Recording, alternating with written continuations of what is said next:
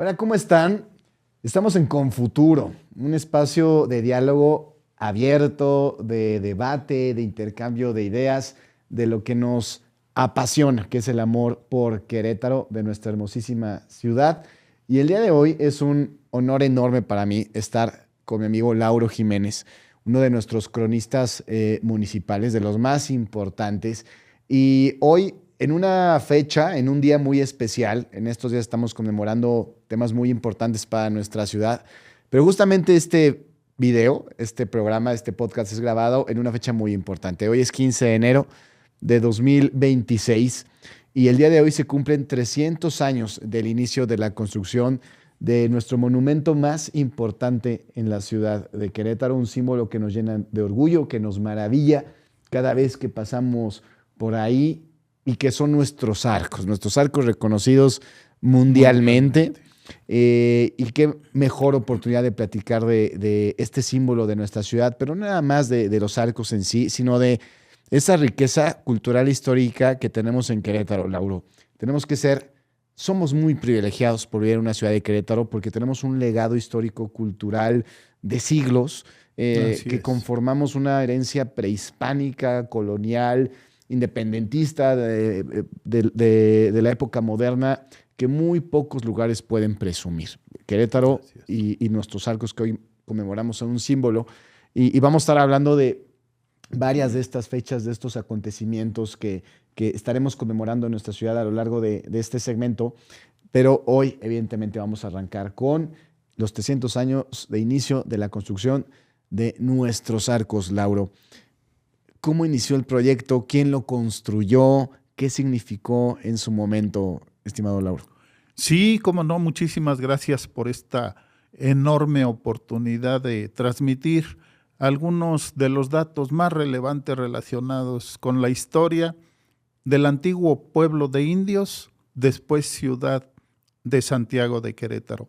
Bien, pues en el 2026, precisamente, estamos conmemorando 500 años del inicio del poblamiento, con la llegada de los otomíes provenientes del señorío de Jilotepec, que venían huyendo ya del avance de la conquista española. Recordemos que la caída de Tenochtitlan fue en agosto de 1521. Entonces, en palabras del propio Coni, que después fue el fundador del pueblo de Querétaro y ya bautizado tomó el nombre de Fernando de Tapia, él declara en un expediente de 1536 que él llegó al pueblo de La Cañada con sus parientes y amigos a establecerse hacia 1526. Es decir, estamos cumpliendo en este año de aniversarios los 500 años del inicio del poblamiento de Querétaro. Y entonces, precisamente con la propia fundación del pueblo de Querétaro, inicia el tema del agua. Porque Coni, cuando llega a La Cañada, encuentra que las aguas de los manantiales estaban resumidas. Ahí se concentraban, entonces lo que él hizo como una acción fundamental fue abrir una acequia para que las aguas salieran hacia su cauce natural y así entonces el río Querétaro empezó a tomar su cauce hasta la ciudad de Querétaro. Y el cauce del pequeño río se enriqueció en 1613, año en el cual reventó el Cerro del Zamorano. Es decir, del Cerro del Zamorano brotaron aguas, otros manantiales que al sumarse a los manantiales de La Cañada aumentaron el caudal. Y entonces recordemos que la tradición nos dice que el pueblo de indios de Querétaro se fundó en 1531.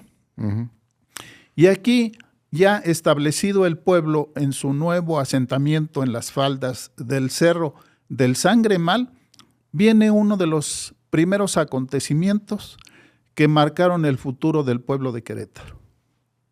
La apertura del Camino Real de Tierra Adentro en 1550, que iniciaba en la Ciudad de México, pasaba por San Juan del Río, Querétaro, San Luis Potosí y Zacatecas, porque en 1546 se habían descubierto por parte de los españoles las minas de plata en el Cerro de la Bufa, ricas minas que dieron auge a la fundación y al desarrollo de Zacatecas. Hay un paréntesis en esta cronología en el tiempo. Y te queda preguntar dos cosas. Bueno, primero, el Camino Real en ese entonces fue la ruta comercial más importante del mundo. Así es. De hecho, se producía prácticamente la mitad o hasta más de la mitad de la plata se extraía del mundo en Nueva España. Y justamente en esta ruta que nos platiques cómo ya desde ese entonces, Querétaro siendo parte del Camino Real de Tierra Adentro, ya la vocación económica comercial, incluso como nodo comercial, ya desde entonces se comenzaba a gestar. Por eso ese siempre ha sido un sello de la historia de nuestro estado, de nuestra ciudad. Eso por un lado.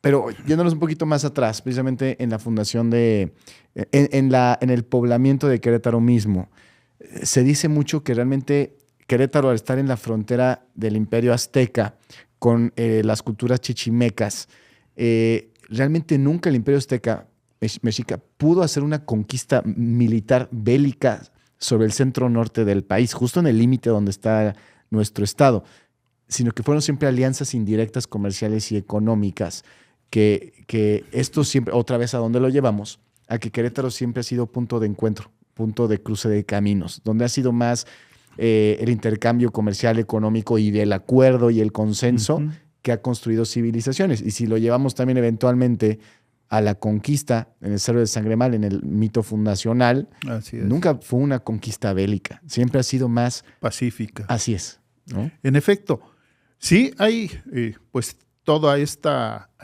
relación de acontecimientos tienen que ver precisamente con la ubicación estratégica del territorio queretano, que ciertamente era frontera entre el Imperio Mexica, el Imperio Tarasco y la Gran Chichimeca, que era este territorio ubicado hacia el norte, que ocupaba San Luis Potosí, Zacatecas, Jalisco, Durango, Chihuahua, habitado por las tribus chichimecas, que eran grupos nómadas de cazadores-recolectores, que no fueron conquistados por los españoles sino hasta 2 siglos después.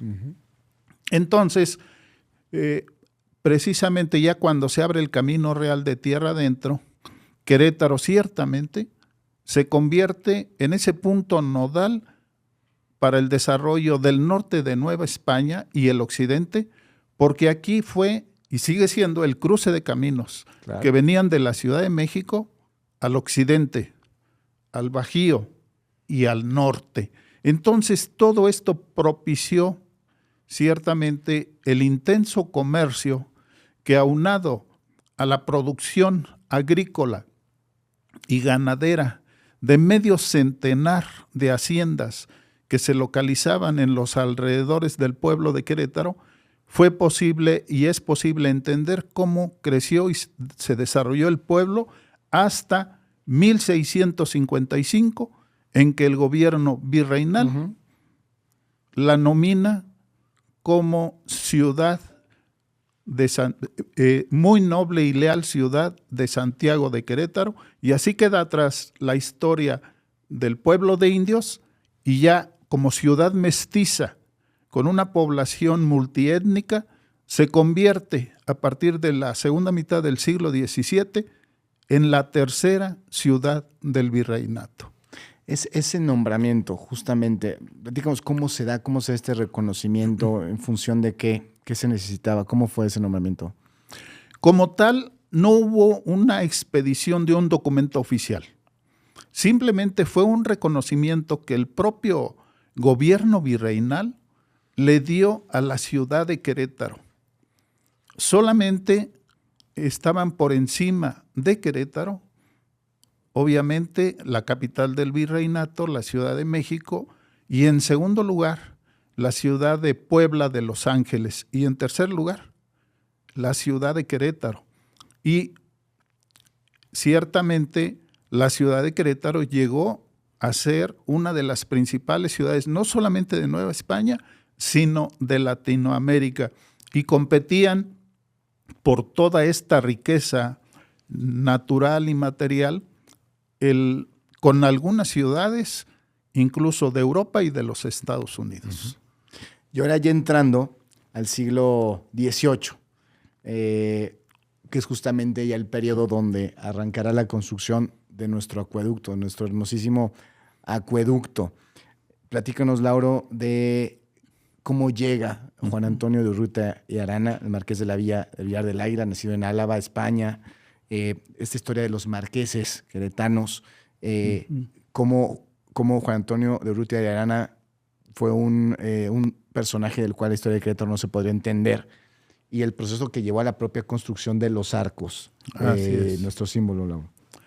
Bien, aquí es muy importante destacar una expresión que uno de los grandes historiadores queretanos del siglo XX, precisamente refiriéndose a este progreso, a este desarrollo que tuvo la ciudad de Querétaro.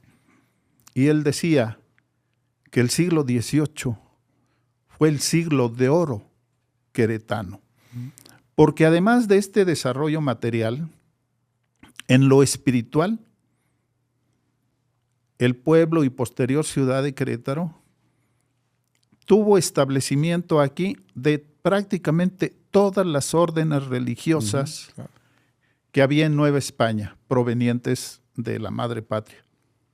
Y así se construyeron los más importantes edificios constituidos en templos y conventos que albergaron a los religiosos de prácticamente todas las órdenes. Entonces, esta amalgama de desarrollo material con el cultivo espiritual llevó a toda la grandeza de Querétaro, y una de esas acciones religiosas fue precisamente, ocurrió en 1721. Ese año, don Juan Antonio de Urrutia y Arana, tercer marqués de la Villa del Villar del Águila, llegó a la ciudad de Querétaro junto con su esposa, doña María Paula Fernández del Corral, acompañando a 6 monjas que venían de la Ciudad de México para fundar el convento de capuchinas de Querétaro.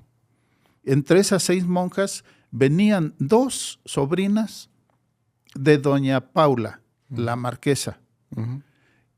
Y entonces, al llegar y fundar el convento, pues se encuentran con un problema muy grave que ya sufría para entonces la ciudad de Querétaro, que era la contaminación de las aguas de la acequia madre. ¿Qué era la acequia madre? Es la acequia que abrió Fernando de Tapia cuando ya el río más caudaloso llega a la ciudad, y a la altura de lo que es hoy la calle Juárez. La calle Juárez, por ahí entraba a la acequia madre y corría por todo el centro de la ciudad hasta salir alrededor del templo y convento de Santa Rosa de Viterbo.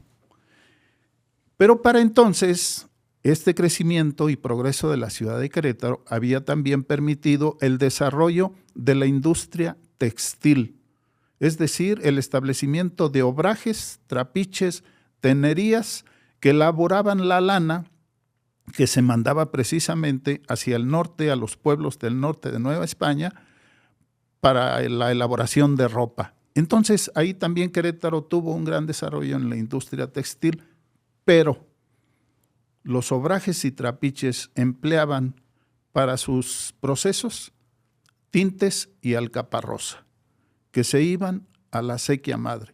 Y entonces provocó un problema de insalubridad, de contaminación, y este problema ya lo analizó el ayuntamiento y en 1712 determinó que era urgente llevar a cabo una obra de introducción de agua limpia para evitar que la gente consumiera el agua contaminada.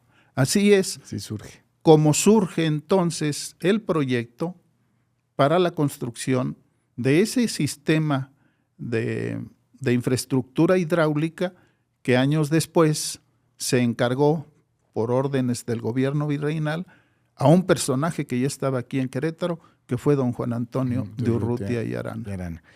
Y Lauro, a ver, el acueducto, con todo lo impresionante y hermoso que es, pues no es un adorno, no es un ornamento, es una obra de ingeniería hidráulica de la más alta calidad. Lo comentaste el otro día, adelantada a sus tiempos. Así es. 74 arcos, 1.2 kilómetros de longitud, en una pendiente perfectamente bien diseñada para que el agua pueda correr. Cuéntanos de lo que esto implica, porque aparte, este tipo de tecnología es una tecnología romana que viene desde los romanos, este tipo de acueductos. Podemos ver muchos, incluso muchos muy famosos como en Segovia, por ejemplo. Así es. Pero cuéntanos ya de la obra en sí misma, como referente de ingeniería en Nueva España y América. Sí,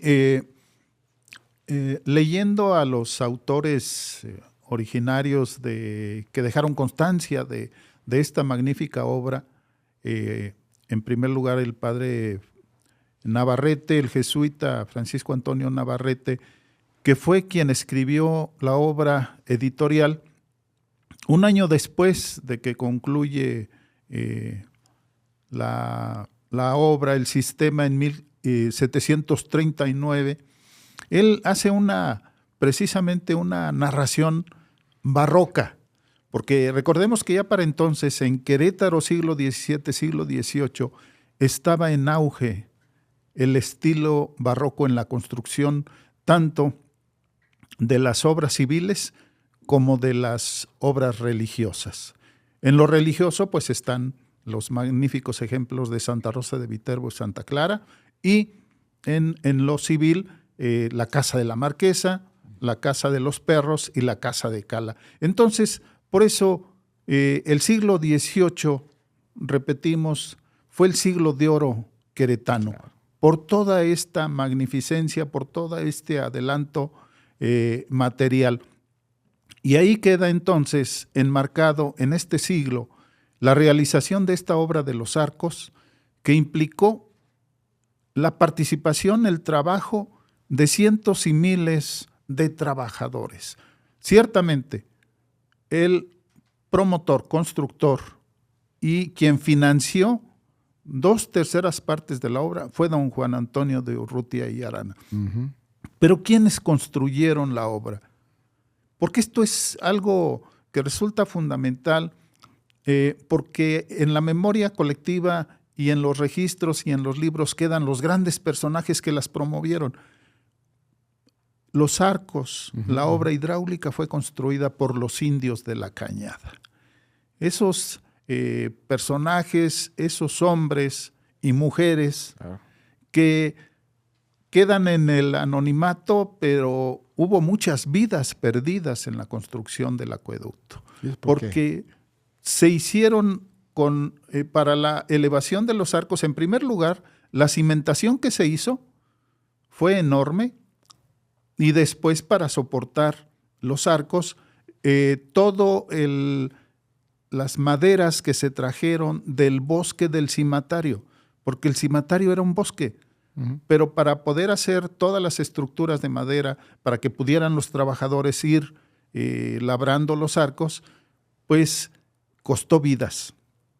Y ahí es donde entraron obreros, labradores, artesanos, a realizar toda esta obra, que en su momento, si imagináramos cómo fue el movimiento, sería enorme. Además, don Juan Antonio era tan cuidadoso de todos los detalles que diario estaba supervisando la obra al tanto desde primera hora hasta el atardecer. Y otra cosa, detalles que podemos conocer gracias también a un compañero historiador, Luis Núñez. Don Juan Antonio también iba a encargar el sacrificio en lugares cercanos de ganado para dar de comer a esos cientos y miles de trabajadores que estaban ahí laborando desde temprana hora en los arcos. Entonces ya finalmente, otro detalle importante, y esto fue gracias a la visión de don Juan Antonio, inicialmente el acueducto, el agua se iba a entregar, iba a entrar por la calle de la Verónica. La calle de la Verónica es hoy la calle 5 de Mayo, okay. Pero esto iba a provocar que el convento de la Cruz se quedara sin agua.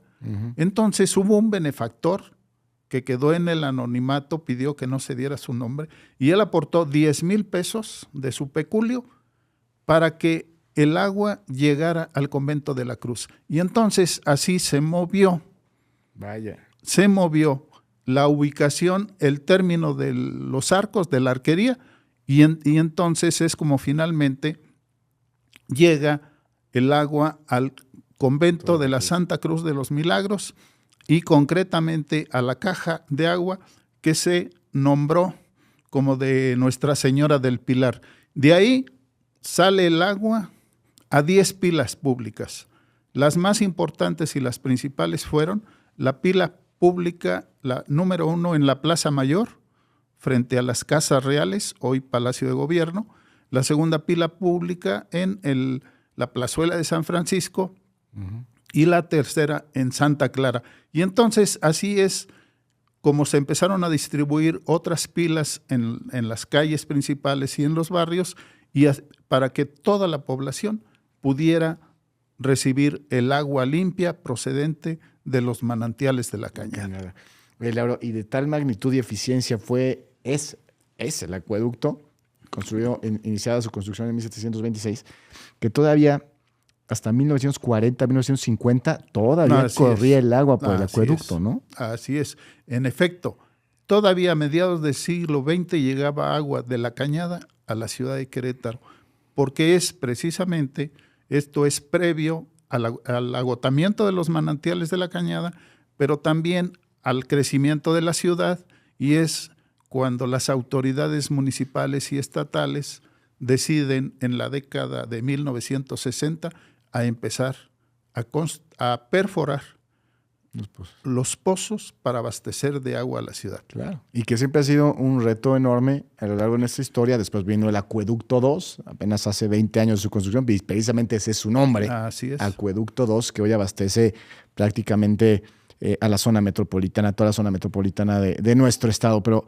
esa es la gran historia de nuestros arcos, una historia arquitectónica, científica, histórica, cultural también, de nuestra herencia como queretanos, Lauro, y que de verdad estos son grandes días para que aprovechen, para que se vayan a tomar una foto al acueducto y la presuman como todos lo hacemos todos los días. Y ya para pasar a la última parte del podcast, Lauro, este año también es una fecha muy importante, el 5 de diciembre se cumplen 30 años de la Declaratoria de Patrimonio Cultural de la UNESCO a Querétaro, su centro histórico. ¿Qué opinas de esto, Laura? Sí, esta es una fecha muy relevante porque atrás de esta declaratoria hubo un trabajo de investigación, de acopio de información por parte de las autoridades en ese momento, pero también décadas atrás, para poder elaborar un expediente histórico con datos relevantes que se presentó en su momento a la UNESCO por parte de las autoridades de gobierno del estado y del gobierno municipal, y ciertamente se logró el 5 de diciembre en la reunión celebrada en Mérida, Yucatán, la declaratoria de la ciudad de Santiago de Querétaro, del casco histórico de la ciudad de Santiago de Querétaro, como Patrimonio Cultural de la Humanidad. Y por supuesto que en esta declaratoria están incluidos los arcos. Los arcos forman parte de esta declaratoria, y por eso, a partir de entonces, los queretanos pudimos reflexionar sobre la importancia que representa y seguirá representando el casco histórico de la ciudad de Santiago de Querétaro, con todo este antecedente histórico, material, religioso, que trajo consigo la declaratoria. Así es, así es. Otra fecha que también desde el municipio de Querétaro estaremos conmemorando hacia finales de este 2026.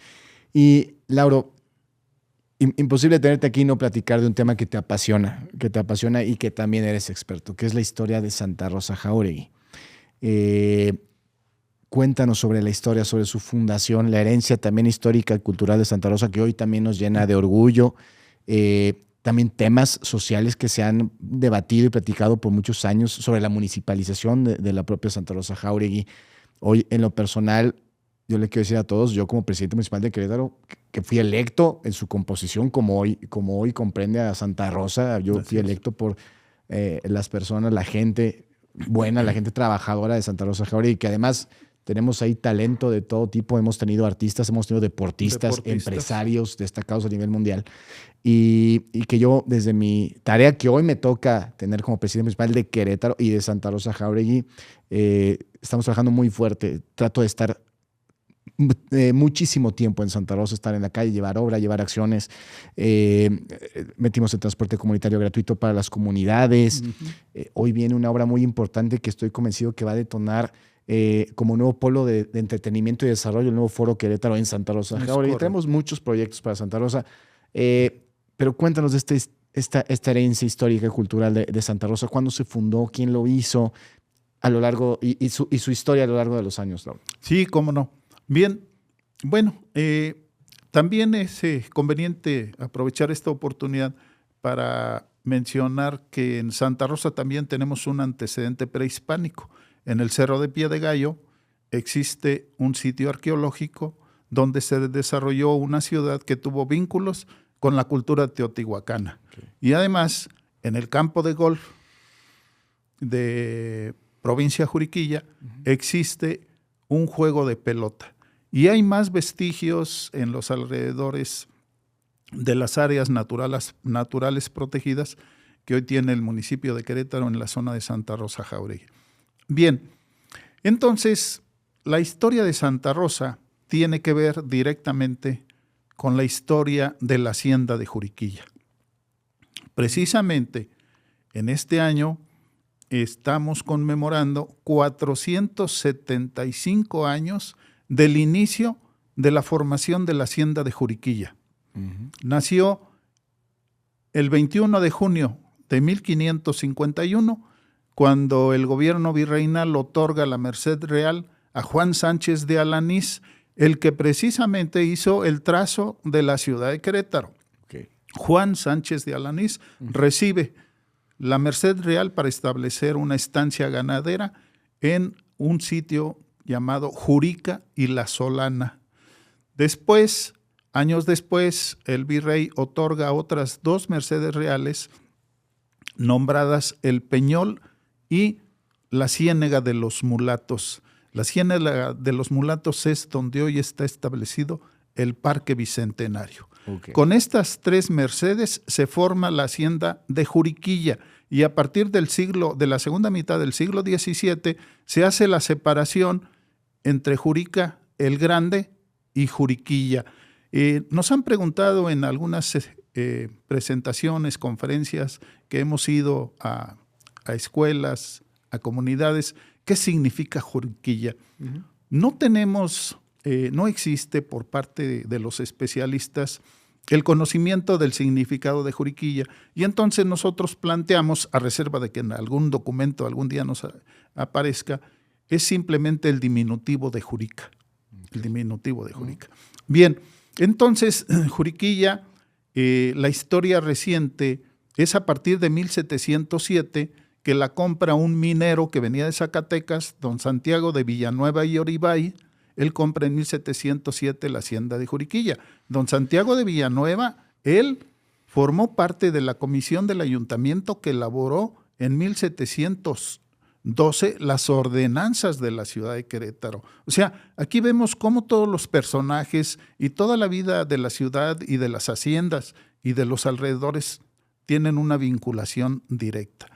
Y entonces, don Santiago de Villanueva desarrolla la hacienda y los muros que hoy todavía forman parte de lo que es el hotel Juriquilla de la hacienda de Juriquilla son los muros, el edificio, la edificación que hizo don Santiago de Villanueva. Al morir don Santiago, la hacienda pasa a manos de su viuda y de sus hijas, pero entra en decadencia la hacienda a mediados del siglo XVIII y en 1753, el 13 de marzo, tiene lugar la fundación del pueblo de Santa Rosa. Esto fue a partir de que los franciscanos, que en la ciudad de Querétaro tenían ya la presión del clero secular que quería posesionarse de la parroquia de Santiago, pidieron al gobierno virreinal que se separara la parroquia. Pero el rey dijo no, que continúe la parroquia, pero el rey ordenó que se crearan 5 ayudas de parroquia, es decir, 5 parroquias auxiliares. Y estas fueron San Miguel Huimilpan, San Francisco Galileo, San Pedro de la Cañada, Espíritu Santo y Buenavista.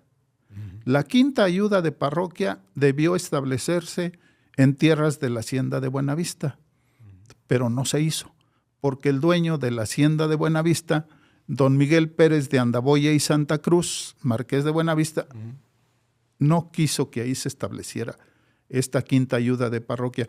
Entonces, el arzobispo de México determinó que se buscara otro sitio para ubicar la parroquia.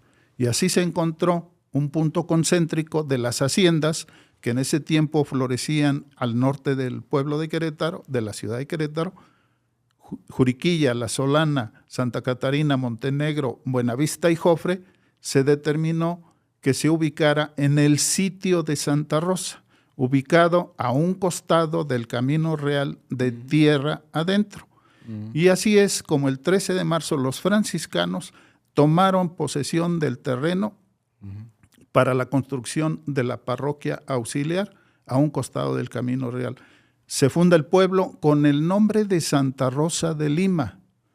Después ya deviene simplemente en Santa Rosa. Y hoy todos podemos observar que tenemos 2 templos. El templo antiguo, construido por los franciscanos en el siglo XVIII, y el templo nuevo, construido en el siglo XX. Y entonces, Santa Rosa, el pueblo, porque tenía toda esta influencia de las haciendas, empieza a crecer. Fueron 12 familias fundadoras, pero crece tan rápido que en 1820, cuando un año previo a la consumación de la independencia de México y con la vigencia de la Constitución Política de la Monarquía Española, más conocida como la Constitución de Cádiz, se eligen en todos los pueblos de la Nueva España los ayuntamientos constitucionales. Y así es como el 22 de octubre de 1820, en el curato del templo se reúnen los vecinos para elegir su primer ayuntamiento constitucional.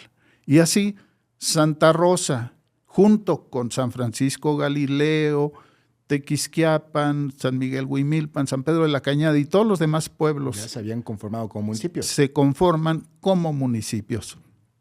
Y viene ya la consumación de la independencia, viene la expedición de la primera Constitución Política de Querétaro en 1825, y entonces ya en la división territorial, el distrito de Querétaro es integrado, está formado por las municipalidades de la capital, San Francisco Galileo, San Pedro de la Cañada y Santa Rosa.